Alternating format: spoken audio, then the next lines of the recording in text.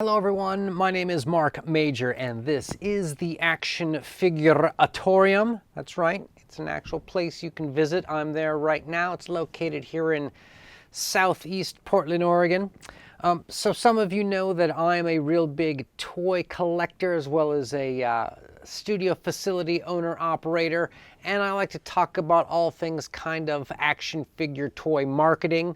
That's my shtick, that's my angle. I cover a lot of Kickstarters and a lot of sort of industry news. And today I'm going to be talking about what I think is an upcoming prediction of one of three big toy companies that I think is going to go under. I think they're going to declare bankruptcy and they're going to do something to, dissolve themselves into nothingness and then resell off the assets somewhere. Why do I say this? Well, I really can see physically with my own eyes when I go out into the universe there that we are clearly overproducing action figures and toys, right? When you start to see Big Bad Toy Store advertising that you can now get Goonies action figures, I ask myself, out of all the problems in the world that we have and things that need to be fixed, rights that need to be wronged on all levels, is Goonies action figures really what we need? Is that the thing is that the void that needs to be filled here?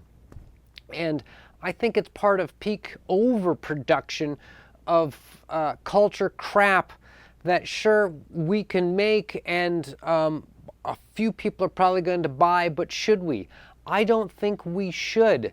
So I see a collapse coming, and I see one of three possible toy companies being in that collapse.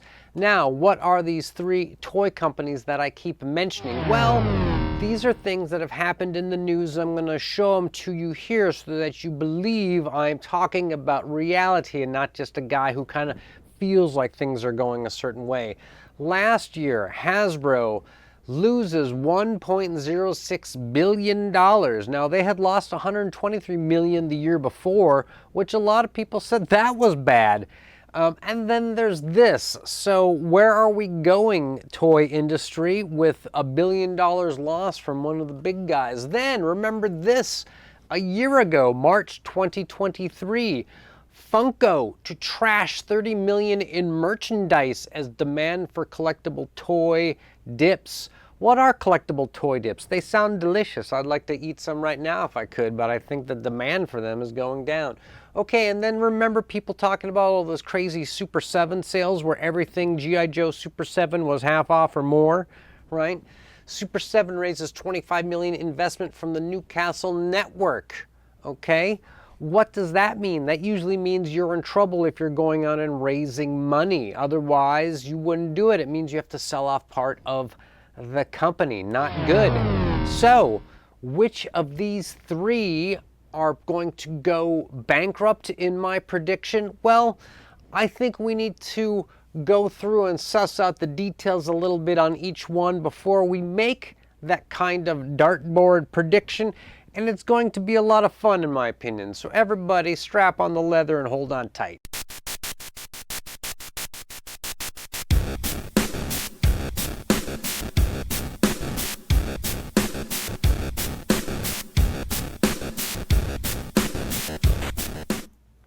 Thank you for joining me, by the way. If you're not subscribed to this channel, not a big deal. Just hit the subscribe button down below and that can all be fixed. As far as likes and dislikes go, all I ask is if you dislike a video, just kind of let me know what you dislike about it. Was it the things I talked about? Was it the way I talked about it? I don't know. Maybe I can change the way I talk about things. Okay, let's talk about Hasbro first of all. I love this transition. It's always a lot of fun. Hasbro loses $1.06 billion in Q4. Now, I just did a video last week called Who Owns Hasbro? And I really, really, really want you guys, you toy collector guys out there who spend money, to go watch that video. It's a call to action video in which I want you to start using your money a little more wisely where you put it, because it matters, okay? It matters. As things go along, you'll find out more as they go. Please watch that video. Put a link below, and maybe we'll float it up here somewhere. But as far as Hasbro losing all this money, within their organization, they have some other sort of sub-brands, of course, as you know, and one of them is Wizards of the Coast, which of course owns those tabletop gaming games like Magic the Gathering, but they also own Dungeons and Dragons. Now, when everyone else was losing money, Wizards of the Coast was the big dog, the big breadwinner, making money. But why is that? Well, they always do well with their card games, right? Because they're kind of like a pyramid scam sort of thing. There's only a few rare ones and you try and get them and it's a scam. But they also do really well with D&D. Specifically, they were licensing out the Dungeons and Dragons name to several companies to make toys. Diamond Select made Mini-Mates Dungeons and Dragons figures. NECA made some Dungeons and Dragons figures. Then Hasbro, right, made some Dungeons and Dragons figures. They made the ones from the cartoons. Remember, the quality was really bad and they came all broken and snapped off and they turned to dust in your hands, kind of like Triad Toys. It's like it was a flashback for some of us, those of us who remember that toy line, right? And they also made some action figures for the Dungeons and Dragons movie. Of course, I saw the unsold ones at my local Goodwill and passed on them there as well. They were all lemons in my opinion. Now some of you are doing this, you're yerping at me like my cat does when she wants food. And you're saying, but whoa, they, you know, the Hasbro owns Wizards of the Coast, so they don't have to pay a thing. No, they do, even though it's just moving money from the left pocket to the right pocket, you still have to write that transfer down. They're like Wizards of the Coast makes money off it, but then Hasbro, the toy maker, loses money on it if they don't sell very many of them or enough of them, or if they all get returned. So it goes down, excuse me, goes down as a win for D&D, goes as a loss for Hasbro. All right, so could these guys go bankrupt? Well, I discussed before in the previous video I had made on the $1 billion loss and talking about it. We would have to kind of look at something like the situation with when Marvel went out of business. Some of you don't realize that Marvel Comics actually went bankrupt itself, and they were purchased by Toy Biz, who was the toy company that licensed the Marvel action figures and actually made, you know, Spider-Man and X-Men and made all these figures a long time ago before Marvel Legends. And after Toy Biz purchased Marvel, they then changed their name to Marvel. So in something like this, right, what I'm suggesting is that we could see Hasbro go into a type of Chapter 11, and they could come out as Wizards of the Coast, where now Wizards of the Coast makes stuff and owns everything, and they just take the brands that Hasbro owns, like the G.I. Joe and the Transformers and, you know, the other ones. Help me out if you can think of the other ones. Anyways, they take those and they license those out to manufacturers, and they actually stop making toys themselves. They just license stuff and they make some tabletop games, and they're called Wizards of the Coast. I could see that happening with this. Okay, let's talk a little bit about the Funko Pop, right? Apparently, a year ago, they destroyed about $30 million worth of vinyl figures. I don't know if that's retail prices or their wholesale quantities. The details are not listed. I don't think the company would tell me if I was to email and ask. But essentially what it was is it was too expensive to store the inventory, right? So they opted to instead pay someone, a third party, to destroy it, okay? That is a weird scenario you don't ever really want to be in. And when you make that decision, there's really got to be some very specific kind of things in place that tell you to do this. And I myself personally, let's be honest, I'm the dumbest guy in the room. I don't really know what those things are that would have to line up for someone to make that call.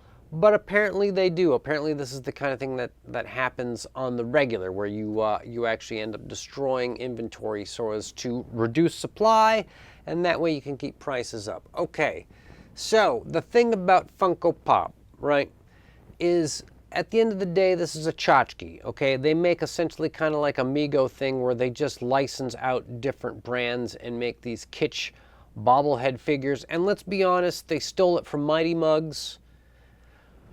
Who stole it from Kid Robot? Who stole it from Hello Kitty? Okay, there's nothing unique, unusual, or good about these Funko Pops in any way. I can't get behind them most of the time. I have seen a couple that I thought genuinely were cool, to be perfectly honest, but let's be reasonable. Most of the time, can't get behind them. And they don't really own anything unless all the licenses that they have are transferable. Like if someone were to buy Funko Pop, would those licenses then transfer to this new company? Don't know. If so, that might be some sort of value. Do they own or still have access to all of the molds used to make these figures? If so, that might be of some value, right? But the Funko name itself, in my opinion, does not have any value. Yes, it is a known brand, but people don't go around looking to collect Funko the way something like Playmobil or Lego, okay? It just happens to be a flavor that's out there right now. 100 years from now, I could be wrong. I could be totally wrong about the Funko thing, but I think they're kind of a lemon. All right, let's move on to the Super 7 thing. And let's actually go to Toy Beast. I like Toy Beast. And Toy Beast covered this back in the end Q4 of 2023, so a few months ago now. And they're talking about how all of these G.I. Joes were half off at Entertainment Earth. They were also extremely marked down on Big Bad Toy Store. And we saw lots of people in their toy community, toy tuber channels talking about these markdowns and these sales, and everyone was doing a lot of doom and gloom. And at the same time, we see that they are raising $25 million in investment fund. Now, if you go look at the company that's investing in them, Newcastle Network, I have only been to their website. I have not met these people. I don't know them personally. I haven't done any kind of vetting. I went to the website, I looked at some web pages, and I saw that they were using comic book art to try and sell their brand and sell what they do, and used all over the site as a type of cutesy, kitschy, let's connect with the Gen Xers and millennials, that kind of thing. And to me, it scares the hell out of me, right, to see someone like that be so careless with their marketing brand and just throwing millions of dollars around. I would not trust this investment company myself based on their website, but maybe you would, and maybe I'm wrong. I just like to throw these things out there to say I've looked and I don't feel good about it. I don't know what's going on here with Newcastle Network and with Super 7, but they're having sales, getting rid of inventory, and they're raising money, and that's a red flag. So we're going to add them to the list, okay, the possible list. Now, which of these three do I think is going to go under? Well, my dream is that all three go out of business. I would like to see all three of these companies perish personally. That would be the best thing for humanity and for the economy, is for us to just start investing in more and more indie companies, small companies, ma and pa companies. Just get more of your funding to them, and do not give another dime ever again to Hasbro for any reason whatsoever. I know that's difficult. It takes a lot of discipline. I myself, every once in a while, I see something and I go, that's genuinely cool. I would pay money for that. I should have that. But I'm saying do what you can to not give them any money. And if you can't give any money to Funko, that's a win as well. If you don't have to give money to Super 7, well then God bless you, my son, you're doing the right thing. Give this money to the indie toy companies, okay? Brutal Realm, Kickstarter I covered on this channel where I talked about their marketing and their Kickstarter. They recently funded, they went from like 45% to like 130% in a day. Maybe they got some like add-ons from add-on sales from like one of these Big Bad Toy Store or Entertainment Earth or some of these third-party sellers or something like that. Kick these guys over the edge. Congratulations. That's great. Indie companies doing fantasy figures, especially big beefy Conan dudes, all gravy. Give them your money. Don't give it to Hasbro. Other fantasy companies out there, of course, Mythic Legions, Cosmic Legions, owned by the Four Horsemen, they need your money, right? Animal Warriors of the Kingdom, right? That's an indie company. They need your money, all right? Savage Crucible. If you're not doing Savage Crucible, people, you're not doing it right. Give them your money. Stop giving it to these three companies I'm pointing out here, which are on the rocks. This is our chance to finish them off. Right. So, of the three, which one is actually probably going to go out of business? Well, I don't think it's going to be Hasbro. As I stated, they can move some stuff around and they can emerge from a bankruptcy as Wizards of the Coast and they can license off stuff. I don't think it's going to be Super 7. Why? Well, because they're managing their inventory by at least getting rid of it, selling it off. Hopefully not at a loss, but hopefully enough to not take a loss, to just blow it out. And they are raising money to stay afloat so that they have some sort of their own vision going forward. Okay.